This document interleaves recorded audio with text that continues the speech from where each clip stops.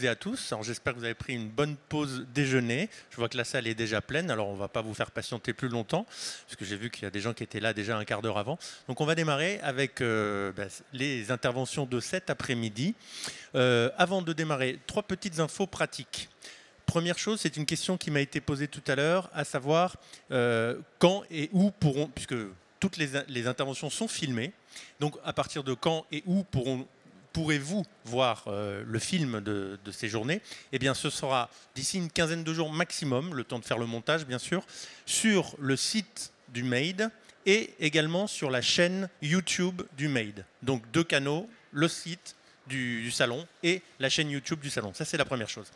La deuxième chose, je vous invite à aller, pour ceux qui l'ont, peut-être certains d'entre vous l'ont déjà fait, à vous rendre sur la Phygital Room, qui est l'espace innovation qui se trouve à l'autre bout du salon, où vous verrez 3 maisonnettes, une maison retail, une maison food service et une maison usine, où vous verrez des entreprises innovantes qui viennent présenter leurs solutions.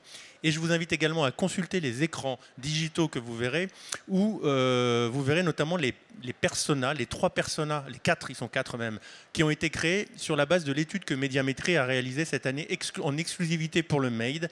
Et vous verrez, ce sont des profils consommateurs qui sont classés en fonction de leur utilisation de l'Internet en matière d'alimentaire. Quand je dis utilisation de l'Internet, c'est-à-dire bien sûr du e-commerce, de l'achat de produits en ligne, certes, mais aussi beaucoup de services qui vont avec. Des services, ça peut être des idées pour lutter contre le gaspillage alimentaire, ça peut être bien sûr de la réservation de restaurants, ça peut être bien sûr de la consultation de recettes en ligne, ça peut être tous les services qui gravitent autour de l'alimentaire et qui ont pied dans le digital. Donc, on a essayé de constituer ces profils en fonction de leur achat de produits et leur utilisation de services. Donc c'est une première, et c'est ce que Médiamétrie a appelé le Food as a Service. Donc voilà, nouveau concept. Donc je vous invite à aller voir nos 4 profils, Maryse, Nadia, Alain et Anthony. Voilà, qui sont les 4 profils, les 4 personas qu'on a créés à partir de cette étude. Donc voilà, je vous invite à aller voir ça. Et dernière chose, je vous précise que les intervenants qui vont se succéder ici cet après-midi, comme d'ailleurs ceux qui sont passés ce matin, passer leur moment de présentation et le moment de 5 minutes à peu près d'échange avec vous, de questions-réponses de la salle, se retrouvent ensuite dans l'espace expert qui est juste derrière pour un moment d'échange un peu plus approfondi avec vous. Si vous avez des questions un peu plus fouillées à leur poser, ils vous accordent un petit peu de temps supplémentaire. Voilà, j'ai fait mes infos pratiques et donc maintenant, eh bien, nous allons pouvoir démarrer. Et pour la première intervention de cet après-midi, j'ai le plaisir d'accueillir Isabelle Keffer. Isabelle, bonjour. Oui, on se fait la bise. Hein, on va pas se serrer la main pour la forme. Bon, Isabelle, merci beaucoup d'être avec nous. Mais c'est un plaisir d'introduire cette session de l'après-midi avec les chiffres Nielsen. Donc c'est tout sur tout que je vais essayer un petit peu de synthétiser quand même, parce que sinon ce serait un petit peu long. Alors je te présente comme, excuse-moi, je fais les choses dans le désordre. Hein. Donc tu es directrice Consumer et Shopper Insight chez Nielsen. Alors Nielsen, évidemment, tout le monde connaît, l'institut d'études célèbre. Qui mesure les ventes de tous les magasins GMS en France et qui a aussi un panel de consommateurs.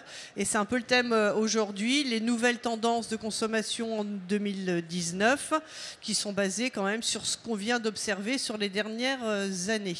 Et donc voilà, le thème de ton intervention, c'est les incursions du digital dans la réalité des comportements consommateurs. Ça c'est la version intellectuelle. Voilà, Mais oui, on va en parler de l'incursion du digital, effectivement, dans le comportement des consommateurs. Alors, avant de balayer les slides un par un, voilà un petit peu ce dont je vais vous parler. Nous, on parle de la France en entier, c'est-à-dire on n'est pas limité à des micro-phénomènes de bobos, etc. Et ce qu'on voit au niveau de la France globale en termes de consommation, c'est qu'il y a quand même la moitié des gens qui cherchent à maîtriser leurs dépenses parce qu'ils n'ont pas les moyens, et qu'il y a quand même une grande partie aussi des Français qui par ailleurs essayent de consommer autrement. Quand on dit autrement, c'est plus sain, c'est plus facile, etc. La distribution change et on a un choix élargi pour faire ses courses. De plus en plus, ça galope. Les dernières années, on a une multiplication de choix possibles pour faire ses courses. Les shoppers plus avertis et les tendeuses porteuses, je vais en parler, c'est le gros morceau de la présentation, et qui bénéficient de ces évolutions, avant tout les PME, donc ce qui est très bien dans le contexte du salon dans lequel nous sommes. Alors, une courbe sur le long terme, qui dit quoi? Qui dit que sur l'ensemble des produits de grande consommation, les gens n'achètent pas plus de produits. C'est l'évolution, la courbe que vous avez ici en unité. Donc quelque part, le gâteau ne grossit pas. Si moi, société, je progresse, ça va être au détriment de quelqu'un d'autre. Donc les Français ne mangent pas plus, ne font pas plus la vaisselle, etc. Par contre, tous les ans, ils mettent un peu plus d'euros sur la table. Donc la consommation se valorise régulièrement, d'année en année. Donc ça, c'est la courbe jaune avec le plus 1,5%. Donc ça, c'est la source de croissance en France des produits de grande consommation, c'est cette valorisation. Alors, je l'ai dit en introduction, il y a quand même deux comportements qui s'opposent en France. Alors, c'est soit des gens qui sont complètement différents, soit on peut soi-même être vigilant à un moment donné ou pour certaines sortes de produits. Ça veut dire acheter et maîtriser ses dépenses, ne pas acheter de superflu, se concentrer sur l'essentiel, acheter des produits moins chers que des produits de marque, se tourner vers la promotion, qui a un rôle très important dans la consommation, ou fréquenter des circuits plus discount. Ça, c'est ce que je ne vais pas trop développer aujourd'hui, puisqu'on va plutôt chercher les plus et ce qui crée la croissance. Donc, le consommer autrement, c'est une recherche de plus de goût, de fraîcheur, de qualité. Les nouvelles technologies, donc le Figital qu'introduisait Olivier, je vais en parler aussi. Les tendances porteuses restent là, la plus grosse étant toujours le bio, clairement, qui l'emporte sur toutes les autres. Mais aussi, on verra un peu les produits sans et les labels et le local. Et les catégories et les marques dynamiques. Alors, du coup, je vais un peu commencer... Juste une dernière chose, maîtriser dépenses, ça veut dire quoi? Ça veut dire aller chercher des promotions, ça veut dire prendre des produits moins chers pour un quart des Français, et 57%, ce qui est quand même un gros chiffre, souhaitent acheter uniquement l'essentiel. Donc ça veut dire quand même qu'on n'est plus dans la débauche de consommation comme on a pu l'être il y a quelques années. Alors un petit retour en arrière sur les catégories qui ont bien ou pas bien marché l'année dernière. Là, on est plutôt dans le rouge. Il faut savoir quand même qu'en France, les 2/3 des catégories sont en recul en volume. Alors encore une fois, elles peuvent se valoriser parce que les gens vont acheter des produits plus chers. Mais les 2/3 des catégories sont en repli volume. Alors, l'année dernière, on a une année météo favorable, c'est-à-dire que l'été, rappelez-vous, il y a des périodes de canicule, et ça vous explique la consommation d'une année sur l'autre. C'est-à-dire qu'une année où il fait chaud, on va voir toutes les boissons exploser, les glaces aussi, au détriment de produits un peu plus, d'hiver, ou en tout cas qu'on va consommer quand il fait plus froid, comme les potages par exemple. En fait, ce dont on se rend compte, les produits qui sont en rouge ici à droite, c'est sur 100 € que les Français ont dépensé en moins, quel est le pourcentage de baisse, le nombre d'euros qui a diminué en jus de fruits, en biscuits, etc. Donc là, on a le top des reculs dans le porte-monnaie des Français, si je puis dire. Donc on a les jus de fruits et les biscuits. Qu'est-ce qu'il y a comme tendance commune, finalement, derrière ces produits-là? J'en vois deux grandes. Une, il y a pas mal de catégories qui sont des catégories familiales, avec derrière une consommation enfant, comme les petits Suisses, le jambon, le lait, par exemple.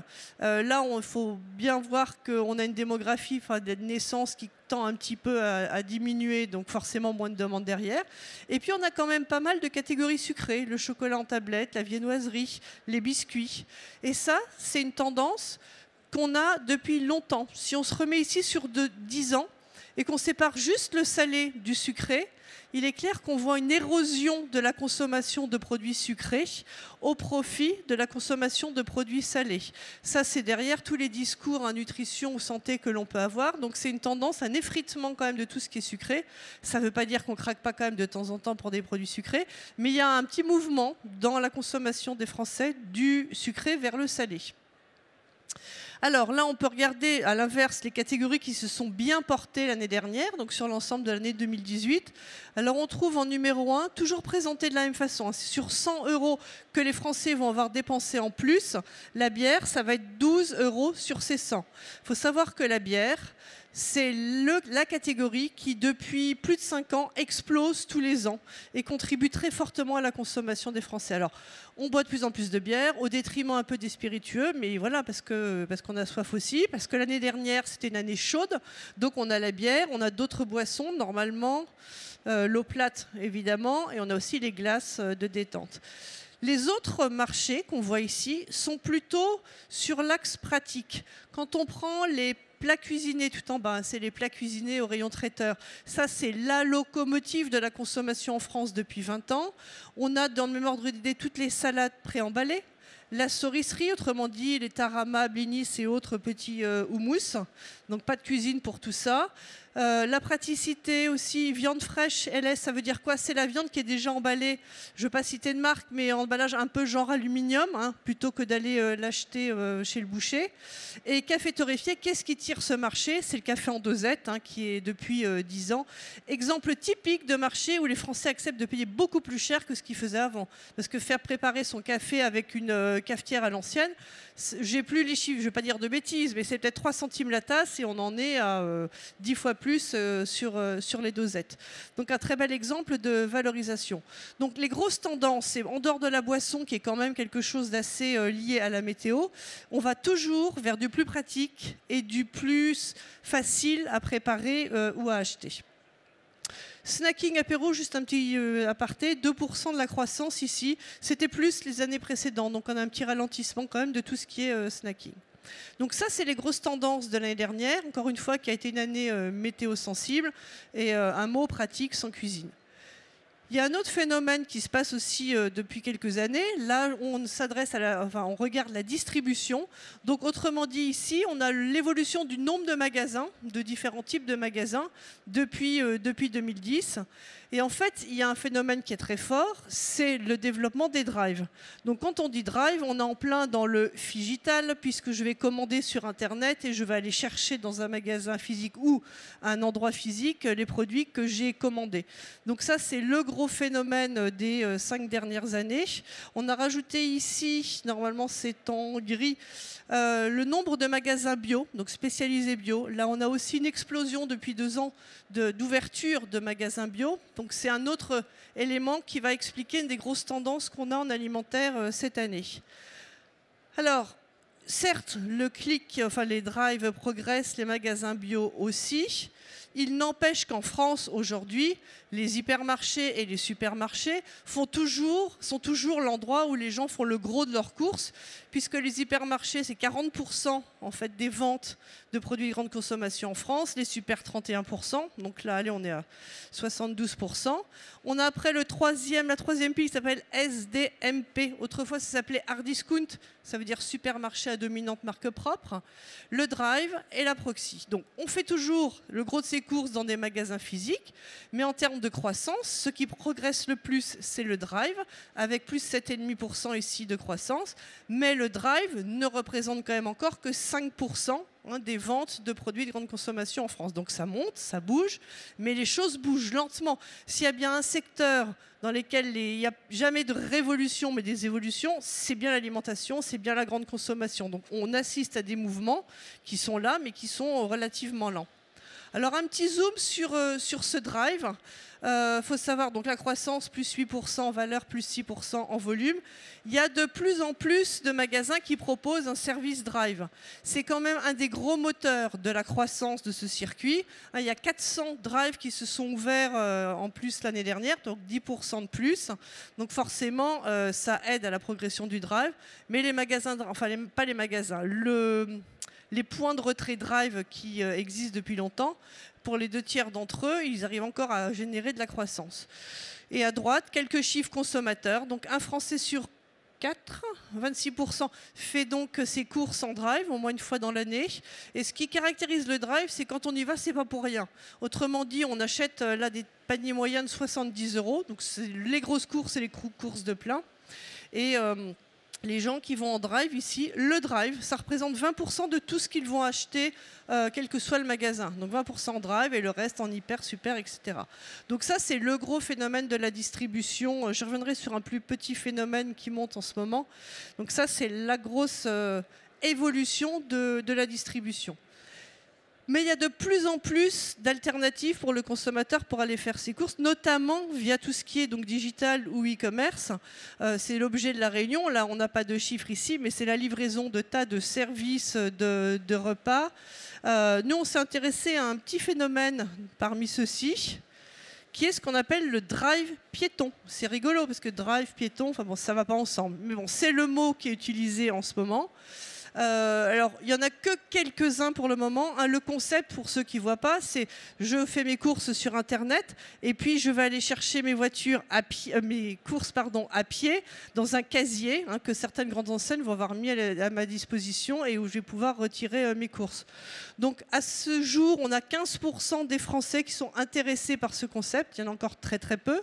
C'est plutôt des jeunes, avec des jeunes qui vivent en grande ville et qui n'ont pas le temps ou pas envie de faire leurs courses et plutôt sensibles aux promotions. Donc ça, c'est l'épiphénomène qu'on observe en ce moment en distribution classique. C'est l'émergence et le développement vraisemblable de ces drives piétons.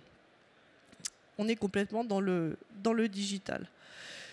Il y a aussi un autre élément, c'est la mutation de la distribution vers plein d'enseignes spécialisées, d'ouverture de magasins, avec deux grandes tendances fortes que l'on voit nous, c'est les magasins bio et les magasins frais, comme une enseigne comme Grand Frais par exemple. Donc là aussi, ça ce sont deux grosses tendances que l'on voit se développer et forcément, comme je le disais au départ, comme la taille du gâteau ne bouge pas, la consommation en France ne progresse pas tellement, qui va plus faire ces courses-là, les fait moins ailleurs. Donc tout ça, ce sont des dangers, entre guillemets, ou des mutations de la grande distribution classique vers des choses plus spécialisées. Alors les magasins bio, en un slide. Aujourd'hui, il y a 1600 magasins spécialisés bio en France, donc ça s'est fortement développé encore l'année dernière. 10%. Ils sont un peu plus en région parisienne qu'ailleurs. Forcément, ils sont plus dans des zones où la clientèle va correspondre en termes d'affinité. Bon, en revanche, ça ne représente encore que 1% des dépenses globales en grande consommation. Donc beaucoup de magasins. Mais pour le moment, les gens qui vont en magasin bio continuent et vont même presque plus acheter du bio en GMS, c'est-à-dire en grande et moyenne surface.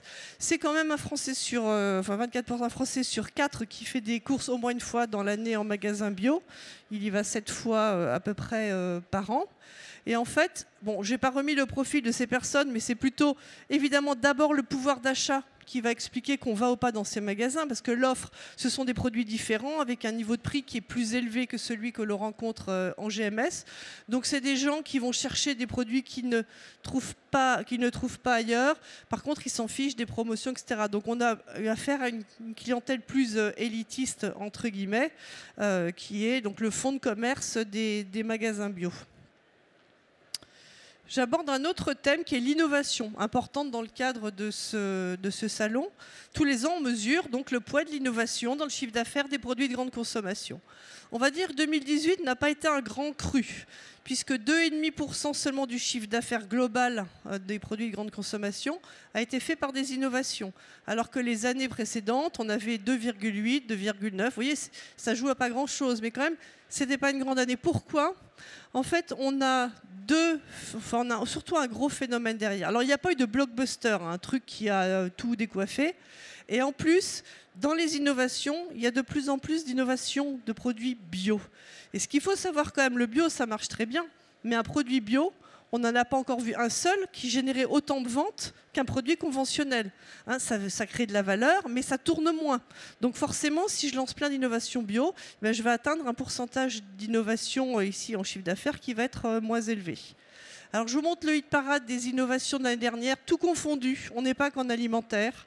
Le premier, ça a été les glaces Kinder, avec un chiffre d'affaires de 16 millions sur les 6 premiers mois de l'année.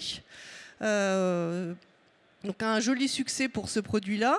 Après, si on cherche les produits alimentaires, donc je vais aller plus vers la gauche, je vais trouver Ricard Plantes Fraîches, donc une innovation quand même intéressante sur un produit historique, donc comme quoi on peut aussi arriver à faire de l'innovation et à se régénérer sur des marchés comme celui-ci.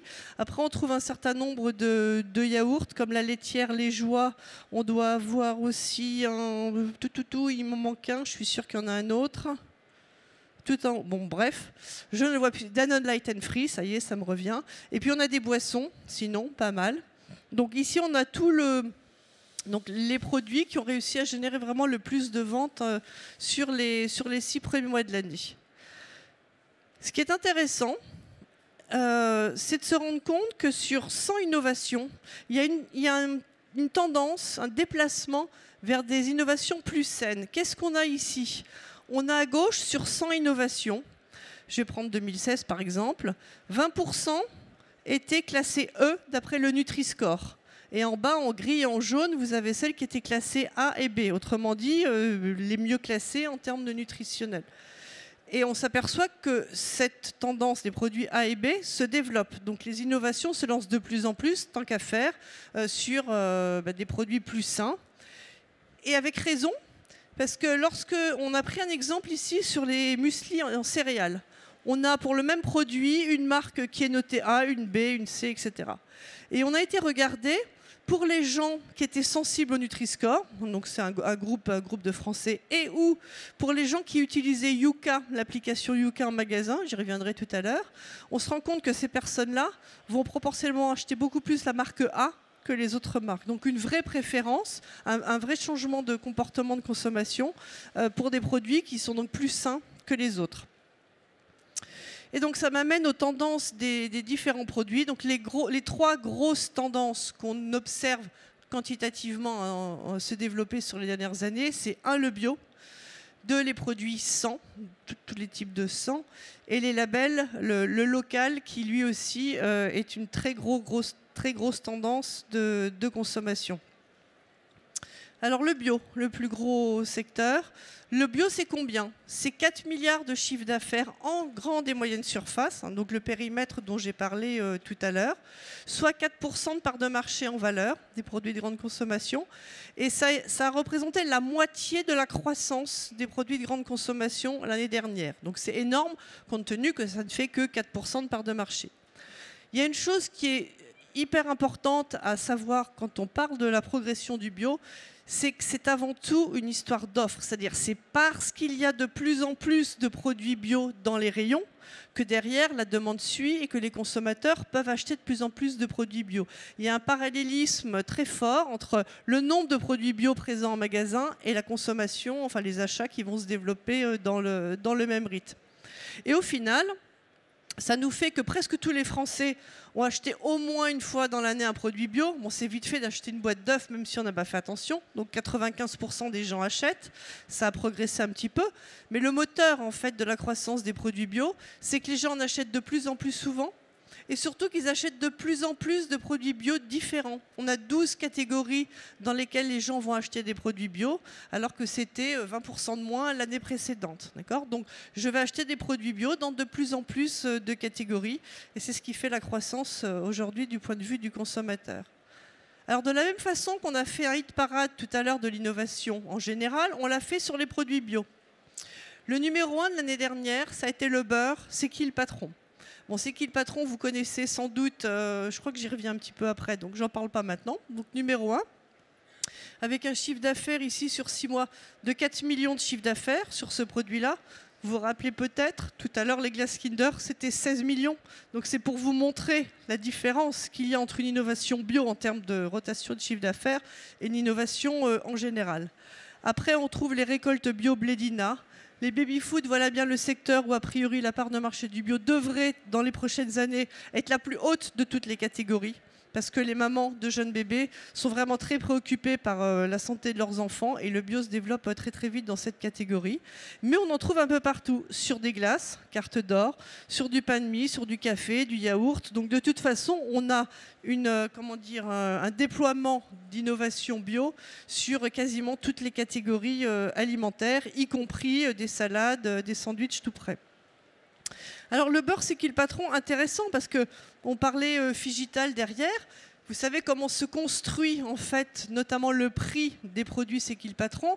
C'est dans un échange avec les consommateurs via une plateforme pour savoir combien les gens seraient prêts à payer. On leur explique la transparence de toute la chaîne du prix. Je l'achète tant, jusqu'où seriez-vous prêt à payer ce produit? En l'occurrence en beurre, non c'est en lait, c'est 99 centimes. Là où le prix du marché est à 69 centimes. Donc c'était, vous l'avez vu, la première innovation bio. C'est 1 million de Français qui ont acheté ce produit-là. Bon, clairement, c'est 1 million de Français. Quand je prends la marque leader qui est écrit en dessous, beurre président, c'est 11 millions. Donc vous voyez, il y a quand même une proportion, quand même, une échelle de 1 à 10 entre les deux. Mais c'est un beau succès, et pas qu'en beurre, hein, puisque en lait aussi. Et puis là, on a plein de développements. J'ai vu aussi sur le miel, là, sur un des stands. Donc ça, c'est des initiatives intéressantes. C'est à la fois du bio, à la fois de la RSE, à la fois du commune. Voilà, vous l'avez compris. Bref, c'est plein de valeurs en même temps, et ça fonctionne bien. Les produits sans. Alors, produits sans, c'est quoi? On a mis un petit peu tout en synthèse là-dessus, parce qu'on pourrait en faire des pages et des pages. Alors, le premier bloc à gauche, ce qu'on appelle les substituts de viande végétaux. Donc, c'est les steaks de soja, tous les steaks végétaux qui ont été portés en termes de marché sur les 2 dernières années par des acteurs, des grands groupes. Soyons clairs, on parle d'Erta, on parle de Fleury-Michon, là où avant c'était un secteur qui était aux mains de fabricants spécialisés. Donc très grosse croissance, 87 millions de chiffre d'affaires. Et donc là encore, le moteur principal de la croissance de ces produits sans viande, c'est l'offre qui s'est développée, donc avec plein de produits proposés aux consommateurs. On a un autre marché, ultra frais et boissons végétales. On ne dit pas lait végétal, on n'a pas le droit. Donc boissons végétales, lait d'amande, lait de coco, etc. Donc pareil, un marché qui est de l'ordre de 100 millions, qui progresse maintenant encore beaucoup, 23%, pour l'ultra frais, pardon, donc les yaourts à base de soja et autres types de produits végétaux. Et les boissons végétales, elles, 122 millions de chiffre d'affaires. Vous voyez, on a des marchés, 400 millions, 120 millions. Donc certes, c'est des secteur intéressant, ça croît, mais on ne va pas renverser la consommation des Français avec que des produits de ce type-là. Donc ça reste une proposition qui va convenir à certains Français et pas à tous. Mais ça continue à progresser. Sur les autres propositions sans, on en a des quantités, sans OGM, sans antibiotiques, sans nitrites, sans... Ce que on voit dans ces marchés-là, c'est que clairement, pour les fabricants qui lancent ce type de produits, c'est un moyen de valoriser leur offre, parce que ces produits ont des niveaux de prix bien supérieurs aux produits standards. Donc quelque part, c'est une bonne affaire, entre guillemets, pour ces sociétés de lancer ces produits-là. Par contre, à chaque fois, on a toujours des rotations, des ventes qui sont largement en dessous de celles d'un produit conventionnel ou équivalent. Donc, je vous parle de ça parce que si vous vous mettez dans la peau d'un distributeur qui doit référencer plein de produits, il y a un moment, sur les 10 dernières années, on a vu il y a de plus en plus de références dans les magasins. Ça, la taille de boîte, comme on dit, ne grossit pas, mais alors à l'intérieur, on trouve de plus en plus de rêves. Et aujourd'hui, on arrive à un moment crucial où il va falloir choisir. On ne va pas pouvoir rajouter. Et donc, un distributeur, il va se dire, vous me proposez ce produit bio, d'accord, mais qu'est-ce que je vais devoir enlever à la place, que ce soit dans votre portefeuille ou chez les autres. Et les rotations, les chiffres d'affaires au mètre carré, hein, le fameux, c'est quand même une notion super importante. Donc là, on va arriver dans une période de choix et de rationalisation de l'offre, notamment des produits bio. Et un peu pareil que les produits sans, on a ici sur tout ce qui est label. Donc ça aussi, on a de belles tendances. Bon, le fabriqué en France, maintenant, on voit que quasiment tous les produits sont en train de passer fabriqués en France, ou en tout cas de l'afficher, même ceux des multinationales. Mais ce que l'on voit sur tous ces produits, c'est à chaque fois, on a des performances moyennes bien par rapport aux autres produits de ce petit segment, mais moins bien qu'un produit conventionnel. Donc ça va être tout le choix dont je vous parlais à l'instant, ou la rationalisation qui va devoir se faire. Le jambon, j'aime le jambon de Fleury-Michon par exemple, qui est sans antibiotiques et qui a plein de bonnes qualités. Vous voyez ce qui est écrit, indice rotation UC versus marché. Ça veut dire que si je vends 100 jambons conventionnels, j'en vends 40 de celui-ci au sein de la gamme Fleury-Michon, donc plus de 2 fois plus. Donc voilà, ça il faut le savoir, ça tourne moins, ça peut progresser, ça s'adresse à une proportion de Français qui est, c'est pas 100% des Français non plus, mais bon, des performances qui sont, comment dire, plus réduites pour ce type de produit. Alors, on va parler un petit peu figital ou digital. Donc, les applications qui se développent pour mieux connaître les produits, ce qu'il y a dedans, comment ça a été fabriqué. Donc, Yuka, on la connaît peut-être le plus. Il y a quoi dedans? C'était U qui l'avait lancé. Numalim arrive en ce moment. Et puis, Auchan en a aussi une. Donc, on peut, soit avant, soit pendant ses courses, regarder ce que contient ou ce qu'est le produit qu'on va acheter. Alors, je donne quelques chiffres ici. Par exemple, Yuka, des Français ont l'application sur leur téléphone, 17% connaissent, 12% le possèdent, et 80% de ces 12% l'utilisent en magasin. C'est plutôt des gens jeunes, aisés et citadins. Mais ce qui nous a intéressés, c'est de se dire, ok, je regarde, mais est-ce que ça a un impact sur leurs achats ? Quand on regarde le panier d'achat des gens qui utilisent Yuka par rapport à un Français moyen, on se rend compte à gauche qu'ils vont acheter plus de produits diététiques, de jus de fruits frais, de compotes, d'infusions, donc des produits plus sains, et qu'à l'inverse, ils achètent moins de bonbons, de boissons gazeuses sans alcool, chocolat au sirop. Ça veut dire que plus le nombre de Français qui vont utiliser cette application va se développer, et plus on risque d'avoir des tendances en fait, vers une alimentation plus saine se développer. J'en ai presque fini, je ne sais pas quelle heure il est, mais tout va bien. Un petit aparté, vous allez me dire que ça n'a rien à voir avec la choucroute, mais je crois que ça fera lien avec la présentation que vous aurez après. Une autre tendance, un peu de personnalisation, où j'achète que ce que je veux. 37% des Français achètent des produits en vrac. Donc en vrac, j'ai vu ici, il y a un stand aussi qui propose des meubles en vrac. Essentiellement, pour la plus grande majorité d'entre eux, ce sont des fruits type noix, noisettes ou amandes, ou des fruits secs. Et on a jusqu'en bas un certain nombre de Français, 9%, qui achètent ou des pâtes ou du riz, donc à la demande. Je choisis la quantité que je veux et pas plus. De produits qui sont de plus en plus de qualité. Parce qu'il faut voir, je crois qu'il y a 20 ans, Auchan avait déjà des produits en vrac, mais c'était plutôt premier prix en disant j'ai qu'1 euro, qu'est-ce que je peux acheter pour 1 euro? Donc là, c'est tout à fait une nouvelle offre plus qualitative qui se développe. Dernier phénomène, c'est le local. On a pris un exemple ici qui est celui du marché de la bière, qui est vraiment exemplaire de ce point de vue-là. Il faut savoir que sur le marché de la bière, il y a 30 marques qui ont plus de 0,8% de part de marché. Et à côté, à droite, vous avez 562 marques sur le marché de la bière qui ont moins de 0,8% de part de marché. Donc là, c'est l'explosion de toutes ces bières artisanales, les bières craft, les bières locales. Et ça marche bien puisqu'on a pour tout ce pool de marques 20% de croissance en fait sur toutes ces bières locales. Et donc ça, c'est un phénomène qui se généralise sur plein de catégories. Donc là encore, qui dit petite marque locale, on a derrière un vrai potentiel pour tous ces produits-là. D'ailleurs, qui vend ces marques locales? Ce sont souvent les PME. Et lorsqu'on regarde qui a fait la croissance en France des produits de grande consommation l'an passé, les grands groupes n'ont fait que 1% de croissance. Et les 3 groupes que composent ici les toutes petites entreprises, moins de 2 millions de chiffre d'affaires, les PME 2 à 50 et les ETI, vous voyez que les chiffres de croissance pour ces sociétés sont plus 5% par exemple sur les PME et TPE.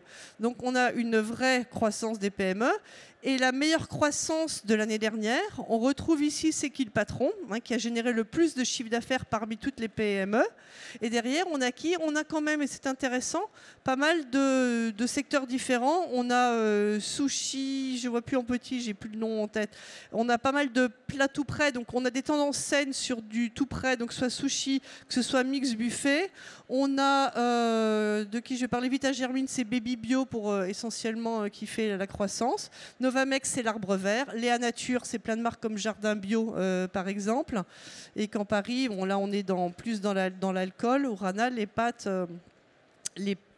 plus haut de gamme. Donc, ce sont ces PME, encore une fois, qui ont fait la moitié de la croissance des produits de grande consommation l'année dernière.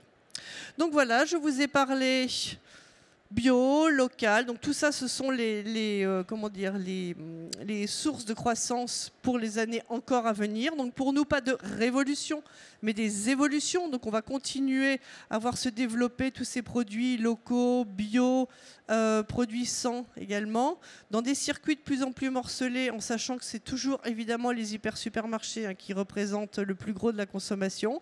Mais on a du drive à gauche, on a du magasin bio à droite.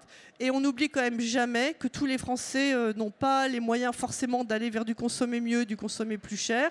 Donc des produits d'offres, j'allais dire bon rapport qualité-prix, auront toujours leur place aussi dans l'innovation et dans la consommation des Français. Voilà, mais je vous remercie. Et maintenant... Merci beaucoup Isabelle, on peut l'applaudir. pour cette revue de marché qui est toujours très, très attendue. Alors, il y a une petite chose qui me chagrine quand même dans ta presse. Si. Non. Tu nous dis que les bières ont fait plus 12% l'année dernière, ce qui est un record. Ouais. Mais quelque chose me dit quand même que le parcours des Bleus en Coupe du Monde de foot n'est pas tout à fait étranger à ce carton des bières. Ça fait partie, mais c'est pas 100% de la croissance, loin de là. Mais bon. Non, mais très clair. La Coupe du Monde, enfin, quand il y a des années Coupe du Monde pour la bière, on voit ça. Après, là, non, c'est clair. Et surtout quand la France gagne la Coupe du Monde et que va jusqu'au bout, ça fait 8 matchs. C'était pas l'objet aujourd'hui, mais on a regardé les ventes jour par jour, effectivement, et effectivement, à la veille de la finale, c'est là où c'était le 14 ou le 15 juillet, je sais jamais plus. vendu autant de bières. Ça a dû exploser. Et de pizza, parce que les deux vont ensemble. Les deux vont ensemble. Bon voilà, c'était juste que je voulais rectifier ce que Didier Deschamps m'a envoyé un SMS en disant il faut dire quelque chose quand même. Ouais. Ça se fait pas. Bon, super. Alors, est-ce que vous avez des questions pour Isabelle? N'hésitez pas. Monsieur, on va vous faire passer un micro. Je vous demanderai juste de vous présenter, de poser votre question. Francis Mathieu, Périgord Farine. Je suis fournisseur de MDD. Une remarque simplement. Vous dites ce sont les PME qui ont fait la croissance l'an dernier. Je signe les deux mains. Vous dites aussi les grandes surfaces continuent d'innover. Je voulais simplement dire ce sont surtout les industriels qui innovent. Oh, j'ai fourché là. On est d'accord. C'est les fabricants qui innovent. Ouais. Encore que non. En marque distributeur, les distributeurs eux-mêmes innovent beaucoup. C'est ce que j'allais dire. C'est ce que j'allais dire. J'allais dire que il y a un autre moteur d'innovation probablement aujourd'hui, c'est que les distributeurs et les industriels, les producteurs apprennent de plus en plus à travailler en tour de table. Et c'est une source d'innovation. Et de ce point de vue, par exemple, je pense que c'est largement plus efficace et plus durable probablement dans le temps que les initiatives comme C'est qui le patron, qui est une bonne initiative, qui est une belle opération en tout cas de promotion et de communication. Et du coup, quelle est votre question? C'est pas une question, c'était une remarque parce que je pense que ça mérite d'être précisé. Cette innovation est très largement liée aujourd'hui aux apports des PME et au nouveau modèle de collaboration entre les industriels et les distributeurs. Et il faut s'en féliciter. Super. Très bien. Merci, monsieur. Question suivante. Voilà, madame. Bonjour, Isabelle Berge, consultante indépendante. Vous nous avez parlé du développement des grandes surfaces spécialisées. Les intégrez-vous et comment dans vos panels? Parce que sur certaines catégories, ils prennent de l'importance. Tout à fait, on l'intègre dans nos panels consommateurs. Dans les panels de vente de magasins, au fur et à mesure que se développent nos accords avec des grandes chaînes, on va les intégrer. Mais pour le moment, on a la formation plus rapidement par le panel consommateur. Alors Isabelle sera dans... Tout à fait, pas plus de 30 à la fois. Voilà, pas plus de 30 à la fois dans l'espace expert pour répondre à vos questions. Mais allez-y, si vous avez encore des questions, n'hésitez pas. On est parfait dans les timings, madame. Alors on va vous faire passer un micro.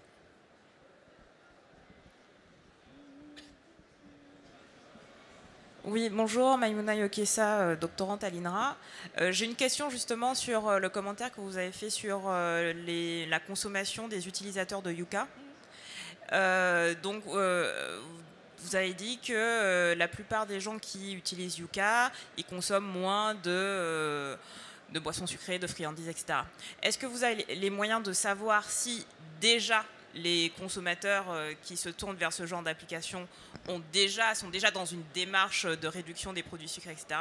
Ou si c'est l'application qui les convertit et qui change leur comportement? Je suis sûre qu'ils sont déjà dans cette démarche de s'intéresser à ce qu'il y a dans les produits. Et après, ça leur permet de mieux choisir, en fonction de leur, de ce qu'ils cherchent, le produit qui va le mieux correspondre à leur choix. Mais là, on est en ce moment sur le cœur, j'allais dire les innovateurs, donc ceux qui sont le plus comme ça. Mais je pense qu'au fur et à mesure, ça va se diffuser dans la population. Et là, on va pouvoir voir des switches comme ça d'un produit à l'autre en fonction de la progression de ce type d'application chez les Français.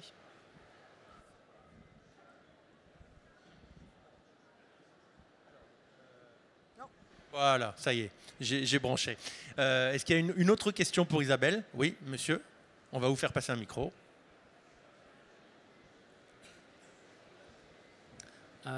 Bruno Schwabthaler de Licensing for Growth.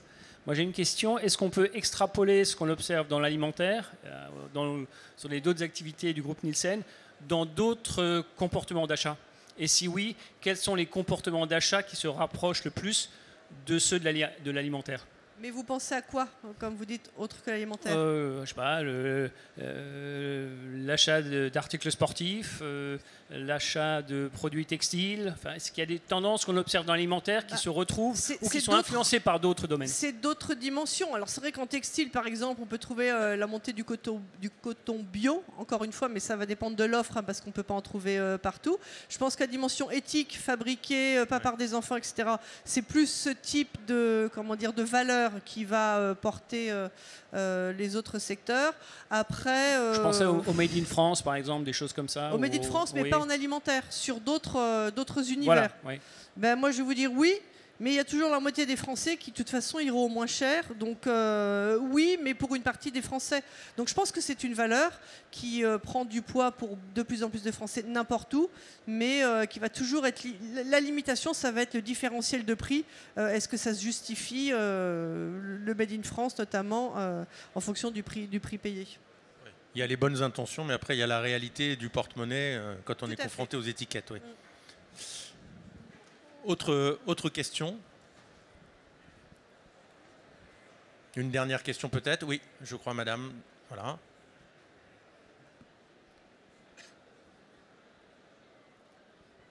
Bonjour. Sylvie Couilloum-Jean, je suis consultante en packaging.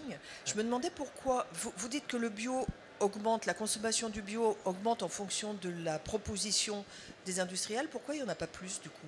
Pourquoi il n'y a pas plus de propositions bio? Puisque ça augmente, vous avez l'air de dire que la consommation augmente en fonction de la proposition. Oui, oui. Et les industriels et les distributeurs ont intérêt à vendre, donc pourquoi ils n'en font pas plus? C'est énorme. Le nombre d'innovations bio d'une année sur l'autre a été multiplié par je ne sais pas combien. C'est énorme. Après, encore une fois, un grand fabricant, quand il sait qu'il va vendre 100 sur sa 4e variété de yaourt, par exemple, qu'il n'a pas encore, et qu'il va vendre 40 sur son innovation bio, il se pose la question. Donc les fabricants ne peuvent pas complètement basculer vers du bio. C'est une proposition par rapport à d'autres. Donc il faut garder une part raisonnable, j'allais dire, dans leur portefeuille de produits bio versus des produits plus conventionnels. Mais ça se développe énormément. Je n'ai pas tous les chiffres d'innovation en tête là, mais on a vu 4% de part de marché. Je pense qu'en part d'innovation, c'est le double. D'accord ? Donc des propositions bio se développent énormément. Ouais. Oui, si je peux me permettre de compléter, il y a un problème aussi d'offres agricoles, notamment les terres et les exploitations qui fonctionnent en bio sont assez réduites en nombre, et effectivement les exploitations pour basculer vers le bio c'est long, c'est compliqué, il y a des problèmes de modèle économique, et ce qui fait que l'offre bio n'est pas suffisante. On ne pourrait pas tout remplacer demain, c'est sûr. Et voilà. Donc effectivement, d'ailleurs, la France importe, je crois, des produits bio, puisque la France ne produit pas suffisamment de bio, notamment en production agricole et en élevage, etc., produits laitiers, etc. Donc voilà. Donc c'est aussi une partie de la réponse, je crois. Voilà. Dernière question, peut-être? Non? Bon, bah super. Bon, bah, merci. Isabelle, merci beaucoup. Encore, on peut l'applaudir. Alors, je vous propose de faire une petite pause de 5 minutes chrono, et dans 5 minutes, nous reprendrons avec Fabrice Pelletier, expert du Made et professionnel du design packaging, qui viendra vous présenter le futur de l'emballage, le futur du monde de l'emballage et du packaging. Voilà, donc Fabrice va s'installer gentiment. Il a eu un petit accident de ski, et donc voilà. Il viendra prendre place dans 5 minutes pour vous présenter son intervention.